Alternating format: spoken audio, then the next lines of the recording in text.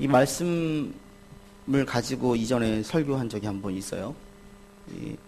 주는 그리스도시요 살아계신 하나님의 아들이십니다. 베드로의 고백에 이어서 예수님께서 베드로에게 사탄아 물러가라 했던 이 내용을 가지고 제가 이전에 한번 설교한 적이 있는데, 그때 설교할 때 지금 베드로가, 오늘 본문의 예수님은 베드로에게 사탄아 그랬거든요.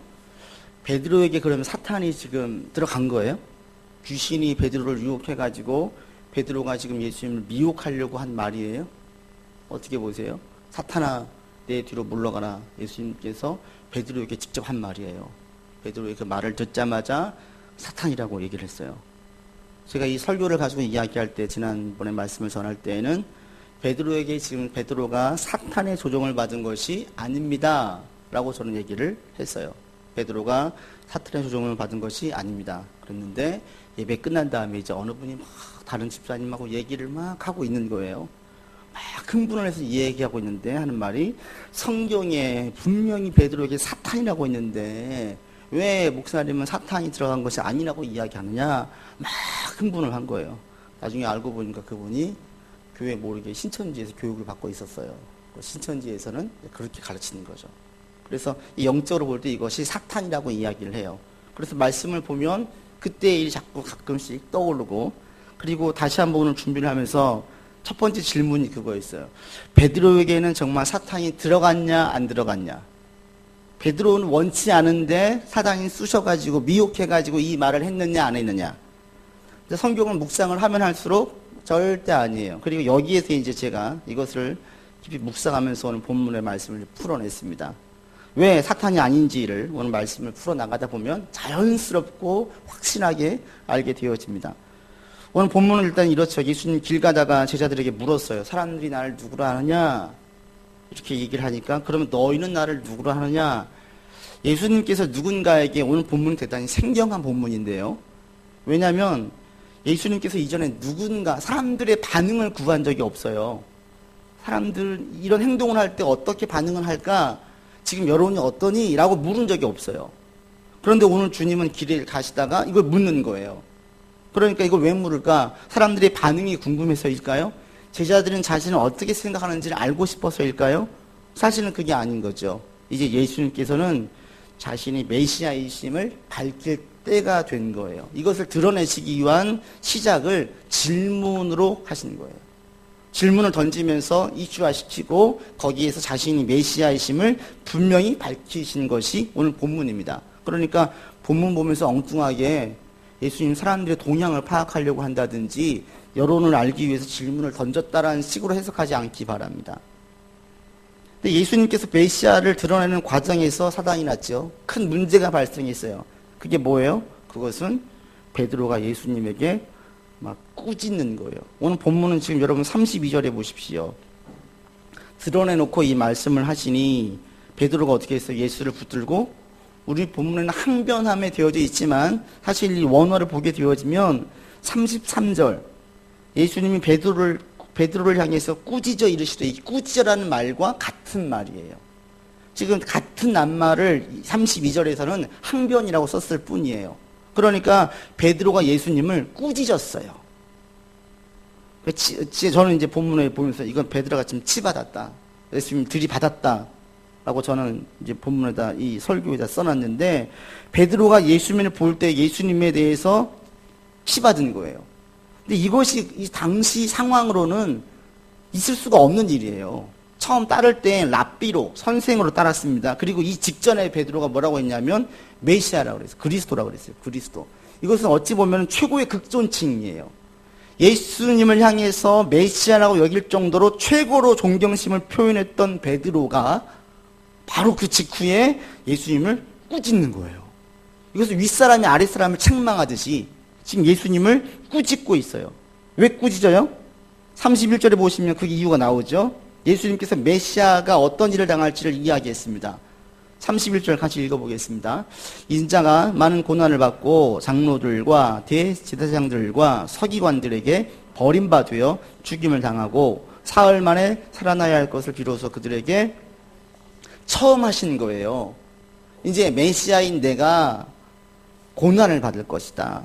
또 버림바 되어지고 죽임을 당할 것이다. 그리고 부활할 것이다. 그런데 이 이야기는 베드로가 한 번도 생각해 본 적이 없어요. 이걸 가지고 베드로가 꾸짖는 거예요. 자신이 생각하는 메시아, 자신이 예수님을 다 버리고 따라온 이유는 예수님이 저렇게 유약한 소리를 들으려고 따라왔던 게 아니죠. 다윗과 같은 강력한 힘을 가진 그 메시아를 고대에 있었고 그걸 기대하면서 따라왔어요. 그런데 갑자기 예수님 하시는 말씀이 이 나약한 소리를 하는 거예요. 나 죽을 거야. 나 끌려갈 거야. 잡힐 거야. 그러니까 베드로가 너무 놀라고 충격받아가지고 발끈해서 하는 말이 예수님을 책망한 거예요. 아니 예수님 그런 약한 소리 하지 마십시오 이거예요. 아니 지금 얼마나 큰일을 해야 되는데 지금 그런 소리를 하고 계십니까? 그래서 베드로가 지금 예수님을 책망을 하고 있는 거예요. 근데 베드로가 발끈해서 책망한 그 이야기에 대해서 예수님께서 네가 지금 책망하고 발끈한 이유가 어디 있는지를 명확하게 밝히시는 것이 33절이에요. 33절 다시 읽겠습니다. 시작. 예수께서 돌이키사 제자들을 보시며 베드로를 꾸짖어 이르시되 사탄아 내 뒤로 물러가라. 네가 하나님의 일을 생각하지 아니하고 도리어 사람의 일을. 네가 지금 발끈하고 나한테 화를 내는 이거 잠깐만 이성적으로 생각을 해보면 말도 안 되는, 제자가 스승을 책망을 한다. 있을 수 없어요. 지금 그 일을 지금 베드로가 하고 있어요. 네가 지금 그렇게 한 이유는 뭐예요? 하나님의 이 일을 생각하지 않고 사람의 일을 생각하니까 그렇다. 이게 NASB 성경에 보면 이 일을 갖다가 뭘로 있냐면 머트리어 어떤 벌어진 일이 아니라 인터레스트로 얘기했어요. 이익. 사람의 이익을 생각했다라는 거예요. 이 관계를 따질 때에 하나님의 이익이 아니라 사람의 이익을 생각하니까 지금 네가 이런 반응을 보이고 있지라고 이야기를 해요. 베드로가 발끈한 이유, 예수님께 화를 내고 꾸짖는 이유, 말도 안 되는 일을 하고 있는 이유가 베드로는 그 당시 자기 이익에만 관심이 가득했던 사람이기 때문에 그래요. 자기 이익에만 가득했었지 하나님의 이익을 생각하지 않는 사람이었어요. 예수님의 메시아의 발언은 자기 이익과 반대되는 이야기였어요. 그러니까 거기에서 베드로가 발끈해가지고 꾸짖었던 거예요. 자기 이익에 사로잡혀져 있으면 이렇게 말도 안 되는 일을 저지릅니다. 가만 여러분 자신을 보세요. 여러분들은 여러분 이익에 관심이 있습니까? 없습니까? 아니 있는 정도가 아니라 여러분 이익에 대해서 관심이 큽니까? 적습니까? 저도 이 질문을 이야기할 때는 제가 느끼는 게 나이가 들어갈수록 저 자신에 대한 이익에 대해서 생각하는 것은 더 커지는 것 같아요. 여러분 그러지 않으세요? 누구를 만날 때, 돈을 쓸 때, 또 시간을 쪼개서 어떤 일을 할 때에도 다 이런 것들이 영향을 줘요. 이게 지금 내게 플러스가 되나 안 되나? 이제는 생각하지 않아도 저절로 그렇게 가져요. 이게 우리예요, 이게. 그런데 이렇게 자기 이익에만 몰두해져 있고 관심이 있으면 이런 일을 저지른다는 거죠. 그리고 우린 더 힘든 게 뭐냐면 지금 우리가 몸담고 있는 이 사회는 이런 자기 이익에 관심을 두라고 더 자꾸 막 우리를 유도하죠. 자기 이익에 관심을 두지 않으면 미련한 사람이라고 이야기해요, 오히려. 자기 이익에 관심을 쏟는 사람들을 향해서 오히려 지혜롭다라고 이야기를 하고 이상하게 보지 않습니다. 이 세상은 온통 자기 이익에만 관심 있는 이런 사람들로 가득해져 있죠. 거기에서 살아남으려면 나도 내 이익을 챙겨야 되는 거예요. 이게 지금 우리가 살고 있는 이 사회예요. 사회가 그러지 않아도 자연스럽게 우리는 자기 애가 너무 강해서 자기 이익을 챙기는데 세상은 그것을 더 자꾸 조장하고 독려해요. 그러다 보니까 우리는 자기 이익에 매몰되어져 있는 경우가 너무 많아요. 내 이익에 유리하면은 행동을 하고 일을 하고 내 이익에 반하면은 하지 않는 거죠. 근데 문제는 뭐냐면 이것이 가득 차져 있으면 오늘 베드로와 같이 우리가 하나님에게 발끈할 때가 있어요. 심지어 하나님을 책망하고 하나님을 가르치려고 들 때도 있어요. 그럴 때 없으세요? 뭔가 네 이익에 반대되는 일이 결과가 나왔어요. 손해를 봤어요? 어려워졌었어요? 어떻게 해요? 하나님께 원망하잖아요. 그리고 이해할 수 없다는 식의 기도를 드리잖아요. 하나님 어떻게 이러실 수가 있어요? 이해할 수 없어요. 그 하나님께 내 손해되는 상황에 대해서 하나님이 틀렸다라고 기도를 해요. 하나님 이러시면 안 되지요. 저한테 이러시면 안 되지요. 하나님을 가르치려고 들어요. 조금만 객관적으로 생각해 보면 말도 안 되는 일을 하고 있는 거예요. 왜? 하나님은 전지전능하세요. 끝이 없으신 거예요. 우리가 그 하나님의 한계를 칠 수가 없는 걸 우리가 알고 있어요. 그리고 우리는 너무 유한한 존재라는 것도 알고 있어요.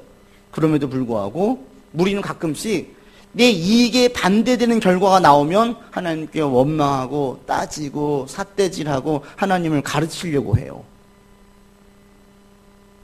이게 바로 이익에 매몰되어 있는 사람들의 반응이에요. 그리고 이런 사람들은 당시의 어려움과 손해에 대해서 항상 원망으로 끝나는 경우가 많습니다. 손해로 끝났어요. 고생으로 끝났어요. 그러면 다 그게 원망으로 가죠. 아유, 기억하고 싶지도 않아. 잊어버리고 싶어. 이렇게 그냥 묻어두는 거예요. 근데 우리에게 원하시는 게 뭡니까? 지금 예수님께서 베드로에게 이야기하시는 것이 너는 사람의 일을 생각하고 있지 반대로 뭘 생각하지 않았다는 거예요? 하나님의 이익을 생각하지 않았다는 거예요. 그리스도인이 첫 출발이 뭐냐면 그리스도인으로 사는 첫 출발은 하나님의 이익을 생각하는 사람들이에요. 사도 바울이 로마서에서 11장까지 로마서 교리를 썼습니다. 그리고 12장에서부터 실천편으로 구체적인 적용의 말씀을 하세요. 그럴 때 제일 첫 번째 하시는 말씀이 너희 몸을 하나님이 기뻐하시는 거룩한 산 제물로 드리라 그래요. 이게 제가 헌금 기도할 때 제일 많이 했던 표현 중에 하나죠. 하나님, 우리에게 있는 모든 것들을 통해서 하나님께 영광 돌리기를 원합니다. 우리에게 있는 모든 것을 통해서. 이게 지금 바울이 이야기하는 거룩한 산 제물로 드리는 거예요. 그러면 내게 있는 모든 것을 통해서 하나님께 영광 돌리려고 할 때 구체적인 행동 지침은 무엇이냐? 그게 로마서 12장 2절에 나와져 있어요. 그게 뭐라고 이야기하냐면 너희는 이 세대를 본받지 말고 오직 마음을 새롭게 함으로 변화를 받아 하나님의 선하시고 기뻐하시고 온전하신 뜻이 무엇인지 분별하도록 하라 그랬어요. 로마서 12장 2절에서 구체적인 행동 지침을 이야기할 때에 첫 번째 세대를 본받지 마라 라고 이야기하고 있어요. 그 당시에 이 세대라는 것이 패턴을 얘기해요. 그 시대에 유행하는 것, 흐름, 사고방식, 통용하는 모든 것들을 거기에 너를 맞추려고 하지 마라. 그러면 어떻게 할까? 그 다음에 이야기하는 게 하나님의 선하시고 기뻐하시고 온전하신 뜻이 무엇인지 분별하래요. 이게 뭔지 아세요? 쉽게 말하면 하나님의 이익을 생각하라는 거예요. 하나님 보시기에 옳은지, 신앙의 관점에서 유익한지, 이것이 신앙적으로 내게 어떤 영향을 끼치는지를 생각하라는 거예요. 이게 행동으로 옮길 때 제일 첫 번째 출발이라는 거예요. 전 여러분들이 이런 생각을 할 수 있기를 바랍니다. 여러분 이런 생각을 하고 사세요. 지금 어떤 일로 힘들어하고 계세요? 무엇로 고민하고 계세요? 혹시 그 고민의 관점에 있어서 자꾸 자기에만 지금 자기에게 초점을 두어서 보고 있지는 않으십니까? 그리스도인의 행동의 첫 번째 출발은 이 관점을 바꾸는 거예요. 나의 이익을 위해서가 아니라 하나님의 이익의 관점에서 보시라는 거예요. 이게 하나님 보실 때 이게 손해인가 아니면 유익인가를 한번 질문을 던져보라는 거죠. 이게 신앙의 출발이라는 겁니다. 하나님의 이익의 관점에서 자기의 어려움과 손해를 보게 되어지면요, 이런 신앙인들은 반드시 그 어려움을 통해서 원망이 아니라 깨우침과 종국에는 감사로 이어져요. 그리고 이것이 깨우침과 감사가 버무려져 가지고 하나님에 대한 깊은 신뢰로 연결되어져요. 그러니까 기쁠 때, 일이 풀릴 때만 하나님을 신뢰하는 것이 아니라 꼬이고 어려워도 결국에는 그 사람들 겪었던 모든 것들은 하나님에 대한 신뢰와 의지로 가요. 이게 바로 믿음이 성장하는 거죠. 신앙이 성장하기 위한 첫 번째가 뭐냐면 이것이 하나님의 이익에 반하느냐 합하느냐예요. 여러분 이런 질문을 던지십니까? 이제 질문을 던지셔야 돼요. 꼭 던지시길 바랍니다. 지금 어떤 일이 있어요? 이게 하나님과 상관이 없는 것 같으세요? 아니에요. 우리에게 겪는 모든 일들은 다 하나님과 상관이 있어요. 여러분에게 썩은 냄새가 나는 것이 아니라 그리스도의 향기가 나기를 바랍니다. 다 관계가 있어요. 제가 사람들을 만날 때 이제 교회를 처음에 개척한 다음에도 이걸 제가 생각을 많이 했죠. 처음 만날 때는 이제 같이 많은 사람들이 함께 있으면 좋겠으니까. 작년에 만날 때에도 다 그래서 리스트를 뽑아가지고 이 사람이 교회 올 수 있을까 없을까 이걸 염두에 두고 많이 만났었어요. 그런데 그것이 한참 하고 나니까 저한테는 마이너스인 거예요. 점점 제가 사람에 매이고 있어요. 그래서 그거 다 정리해버렸어요. 그리고 그냥 한 사람 한 사람이 얼마나 귀한지는 제게 보였으니까 그 사람이 우리 교회로 오든지 오지 않든지 이거 신경 쓰지 말고 나를 통해서 그 사람이 신앙이 성장하고 바르게 설 수 있다면 그걸로 만족하자. 이 관점으로 사람들을 만나고 대하기 시작하니까 제 마음이 평안해지고 다시 한번 올바른 관점에서 바르게 설 수 있었어요. 이 첫 번째 앞서 말씀드린 우리 교회로 올까 안 올까 이게 뭐예요? 내 이익인 거예요. 내 이익 사실은. 자기 이익. 나의 이익에 관점을 두고 바라보는 거였어요. 그런데 그 다음 그 생각이 바뀌어지고 난 다음에 저 사람이 우리 교회에 오든지 오지 않든지 이건 나에겐 상관이 없다. 그 사람이 주님을 만날 수가 있고 신앙이 성장할 수 있다면 어느 다른 교회에서 정착을 하더라도 신앙이 바르게 성장할 수만 있다면 오케이. 이건 하나님의 이익을 위해서 제가 뛰는 거예요. 그러자 제 마음의 변화도 오고 제가 바르게 서기도 하고 사람에 매이지도 않고 오히려 더 많은 감사가 회복되어졌습니다. 그전엔 불평이 있었어요. 조급함이 있었어요. 원망함도 있었어요. 사람에 대한 원망이 하나님에 대한 원망으로 갔어요. 그런데 그것은 바로 저의 이익을 생각했기 때문에 일어났던 제 안의 변화였던 거예요. 목사도 이런데 하물며 여러분들은 교회와 관련이 없는 것들을 하는 일들을 하고 있는 여러분도 어떻겠습니까? 더하지 않겠어요? 좀 여러분 스스로를 한번 점검해 보시기를 바랍니다. 지금 나는 내 이익에만 너무나 지나치게 매몰되어 있는 것은 아닌가? 이것은 결국 우리의 신앙을 마이너스 1로 가게 되어지고 오늘 베드로와 같이 엉뚱하게 하나님에게 삿대질을 하고 심지어 하나님을 가르치려고 들 수도 있다라는 거예요. 제가 맞았어요. 하나님 틀리셨습니다. 라고 얘기할 수 있다라는 거예요. 얼마나 황당하고 어이가 없습니까? 그리고 우리가 신앙의 첫 단계에서 하나님의 이익을 반드시 챙겨야만 하는 이유가 또 한 가지 있어요. 그게 뭔지 아세요? 그럼 바로 베드로가 언제 예수님을 책망했는지 이 언제란 시점이에요. 이 시점을 우리가 묵상을 하면 이게 얼마나 중요한지 알 수 있어요. 하나님이 이 이익을 신경 써야 되는 것이 얼마나 중요한지 우리가 알 수 있습니다. 베드로가 예수님을 책망한 시점이 언제예요? 오늘 예수님께서 여러분 오늘 본문에 보세요. 본문 30절에 보시면 32절 같이 읽어보겠습니다. 드러내놓고 이 말씀을 하시니 베드로가 예수를 붙들고 언제 베드로가 예수님을 책망했어요? 드러내놓고 말씀하실 때. 자신이 메시아임을 이전에는 드러내지 않으셨습니다. 이전에는 완전하게 밝히시지 않으셨어요. 그런데 오늘 본문에서는 완전하게 밝혔어요. 얘들아, 내가 바로 메시아다. 그리고 메시아라는 것은 너희들이 생각하는 것과 다르다. 나는 죽어야만 한다. 그리고 부활할 것이다. 이것을 온전하게 밝히 드러냈을 그때에 베드로가 예수님을 책망한 거예요. 바꿔 말하면 뭐겠어요? 하나님이 하나님 되심이 온전히 드러날 때, 교회가 교회됨이 온전히 드러날 때, 성도가 성도됨이 온전히 드러날 그때에 자기 이익에 매몰되어 있는 베드로와 같은 사람은 제일 첫 번째 그때에 책망한다라는 거예요. 자기 이익에 생각했던 가까운 내 주변에 있던 사람이 가장 먼저 가장 심하게 반대해요. 내가 신앙생활을 제대로 하려고 할 때, 우리 교회가 하나님 보시기에 올바른 일을 하려고 할 때, 밝게 하려고 할 그때에 가장 먼저 반대하고 심하게 책망하는 사람이 누구냐면 가까이에 있는 자기 이익만 생각하는 사람. 예를 들면 우리 교회에 세우신 목적이 있어요. 하나님의 이익을 생각해 보니까 무엇인가 하는 게 옳겠어요. 그래서 예를 들면 여기 있는 주양자매가 만약에 뭔가 제안했다고 해봅시다. 이것은 우리 교회에서 하는 게 좋을 것 같습니다. 그게 선교든지 구제든지 누군가를 돕는 거라든지 얘기를 꺼냈어요. 근데 그때 제가 어떻게든지 교회 돈을 막 모아야지 이 생각이면 제가 매몰되어 있다라고 보세요. 저는 절대 그러지 않아요.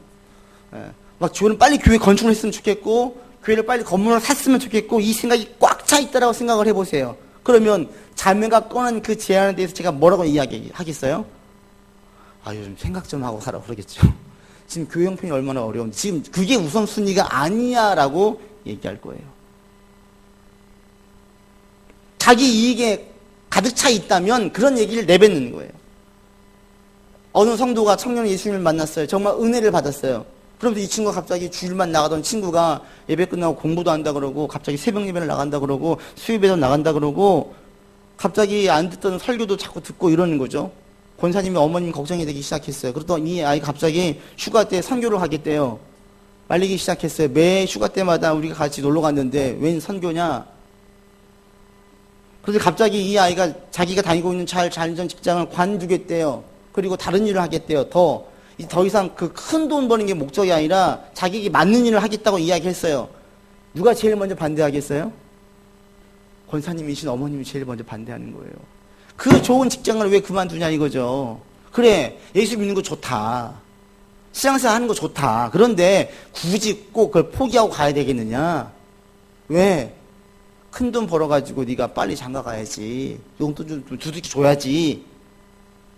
이런 이익이 있다 보면 신앙에 무엇이 유익인지, 신앙 안에서 직장생활이 무엇인지에 대한 균형이 확실하게 안 서 있는 분들에게는 제일 첫 번째 이익적인 부분을 따져요. 돈이 되느냐 안 되느냐. 그걸 가지고 말하는 거죠. 그러니까 오히려 제일 옆에 있는 사람이 바르게 신앙생활을 하려고 할 때 제일 크게 가장 강하게 반대한다는 거예요. 제가 여러분들이 지금 잘 다니는 직장 관두라는 얘기가 아니에요. 한 예를 든 거예요. 내가 다녀보니까 이 청년은 지금 오직 승진, 오직 큰 돈이 목표였던 친구가 그 목표가 바뀌어졌을 때 삶의 많은 부분이 바뀌어질 수 있습니다. 그런데 그것을 집에서는 우려 섞인 눈으로 바라본다는 거죠. 왜? 이익의 관점에서 보니까. 그리고 왜 하필 그때 제일 강하게 반대합니까? 하나님의 하나님 되심, 교회의 교회다움, 성도의 성도다움이 분명하게 드러날 그때에 왜 가장 강하게 반대해요? 그건 34절 때문에 그래요. 그 속성이 그렇습니다. 34절 같이 읽어보겠습니다. 무리와 제자들을 불러 이르시되 누구든지 나를 따라오려거든 자기를 부인하고 자기 십자가를 지고 나를 따를 것이다. 왜 그때 반대하느냐? 가장 큰 이유는 그때에 바로 하나님께서 하나님을 따르려고 할 때, 자기 십자가를 지려고 할 때 어떤 일이 있냐면 그때의 속성이 뭐냐면 십자가라는 것이 어떤 자기 희생, 자기 손해를 감수하기 때문에 그래요. 내 희생과 손해가 우리 가운데 있을 수밖에 없어요. 십자가를 따르려고 할 때에는 반드시 요구되는 것이 이 십자가가 무엇이냐? 이걸 설명하기 전에 십자가라는 것은 우리 가운데 어떤 속성이 있냐면 희생과 손해가 감수될 수밖에 없어요. 편한 것이 아니에요. 따르려고 할 때 제일 첫 번째 오는 게 뭐냐면 손해와 희생이에요. 따르려고 할 때 갑자기 무언가 붙는 게 아니라 따르려고 할 때 갑자기 마이너스가 생겨요. 마이너스가. 근데 그전에는 침묵하다가 내게 손해가 되려고 하니까 침묵하면 손해거든요. 그러니까 침묵할 수가 없는 거예요. 하나님의 하나님다움, 교회의 교회다움 얘기할 때는 교회는 축적할 곳이 아니라 뭔가 플로잉 흘려보내야 되거든요. 성도도 마찬가지죠. 여러분들 재산을 축적하라는 것이 하나님 뜻 아니잖아요. 물질을 하나님 보시기에 합당하게 쓰는 거예요. 바르게 쓰려고 했어요. 그때 이게 흘러가야 되는 거예요. 그럴 때에 제일 첫 번째가 뭐예요? 그러면 되게 손해잖아요. 그러니까 어쩔 수 없이 가만히 있으면 손해당하니까 손해보지 않기 위해서 드러나는 거예요. 그러다 보니까 반대하는 거예요. 그래서 여러분의 신앙의 시작이 하나님의 이익을 생각해야 돼요. 그리고 앞서 하나 더 붙이면 힘써서 하나님의 이익을 생각해야만 해요. 왜? 그렇지 않으면 나도 모르는 사이에 반대하고 있어요. 하나님의 영광이 드러날 수 있는 그 자리에서 영광이 드러나지 못하게 반대를 해요.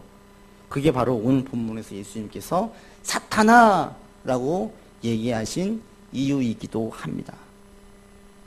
이것도 한번 생각을 해보면 제가 생각을 해보고 나니까 되게 재밌었어요.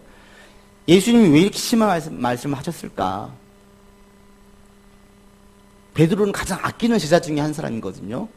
그 제자에게 사탄이라고 얘기해요. 사탄. 우리로 말하면 뭐예요? 왼수라는 거예요. 이 왼수야 이거예요. 왜 사탄이라고 얘기했을까?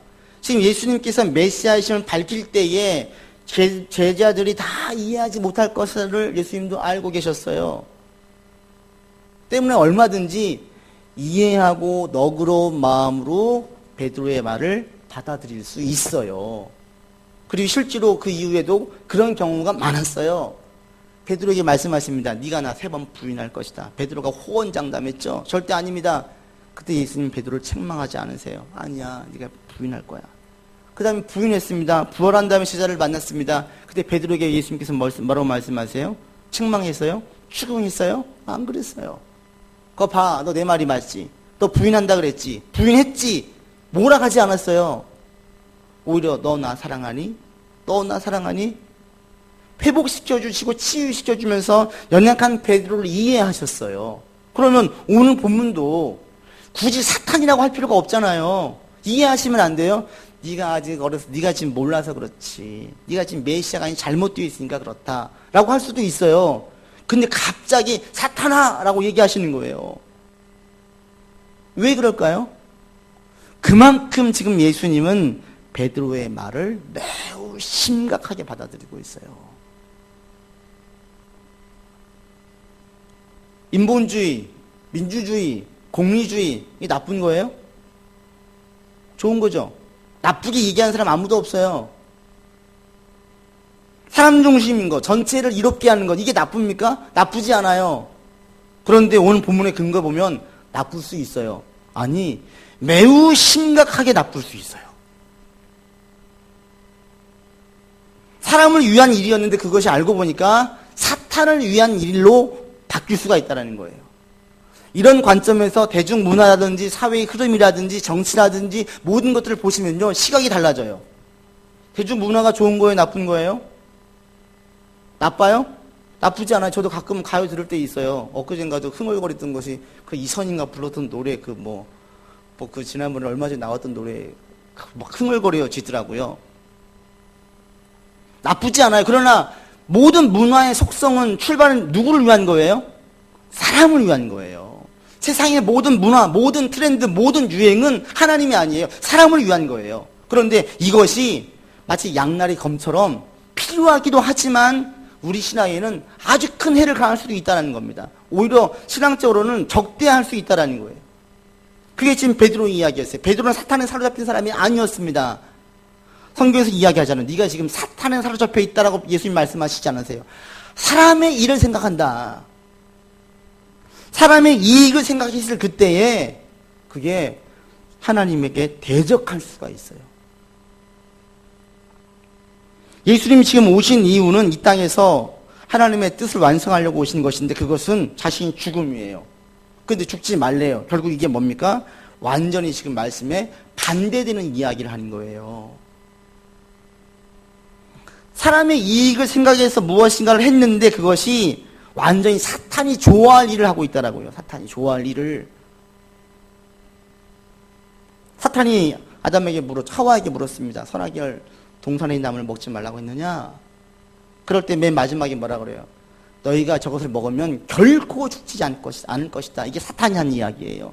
결코 죽지 않는다. 하나님은 결코 죽는다. 정령 죽는다 했는데 사탄은 완전히 반대되는 이야기를 했어요. 절대 안 죽어. 오늘 본문도 마찬가지입니다. 예수님 죽으러 오셨는데 절대 죽지 마세요. 사람의 이익을 위한 관점에서 내뱉은 말이었는데 결과적으로 그 말은 사탄이 원하는 말이었어요.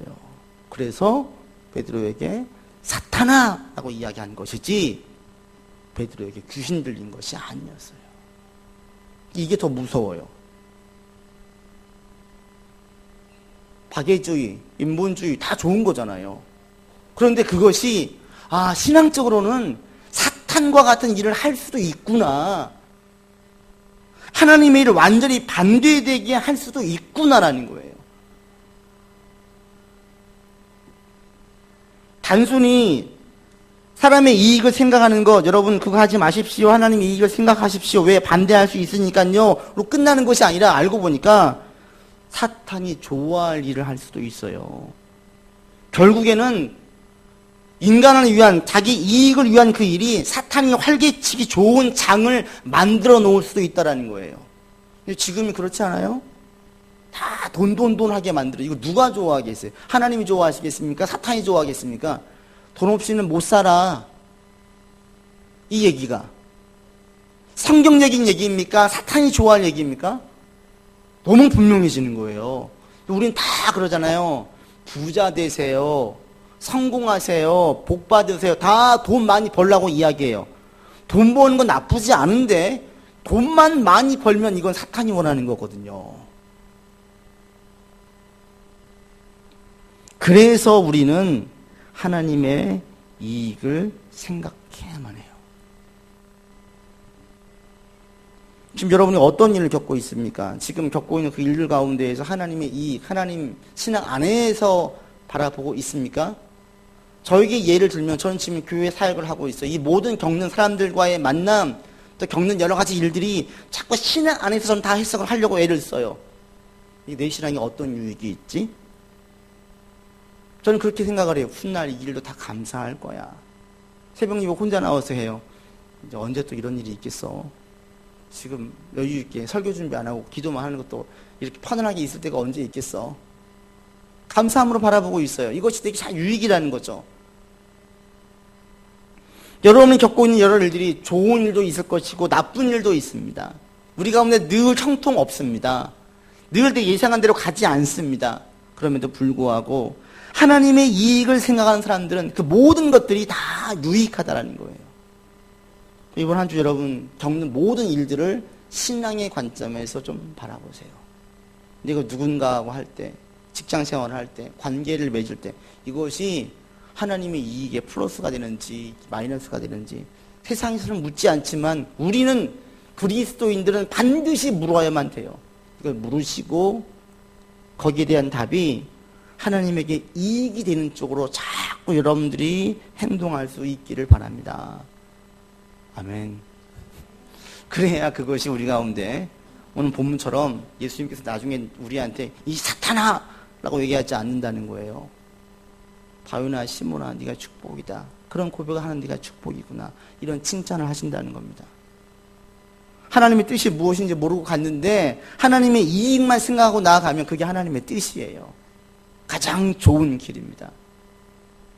여러분 이익만 바라보고 사지 마시고 이제 내 이익은 내가 생각하지 않아도 저절로 생각이 드니까 버리시고 하나님의 이익이 무엇인지를 먼저 보고 가기를 바랍니다. 그러려면 고생 감수하셔야 되고 희생 감수하셔야 되고 손해 감수하셔야만 돼요. 그것이 종국에는 우리에게 감사할 거리로 바꿔주십니다.